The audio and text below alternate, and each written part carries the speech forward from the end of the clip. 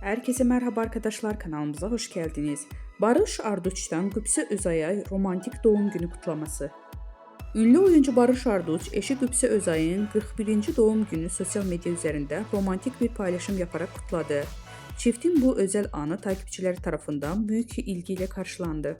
Barış Arduç ve Qübsə Özay 2014-cü yılında Dilha adlı film setində tanışarak aşk yaşamaya başlamışdılar.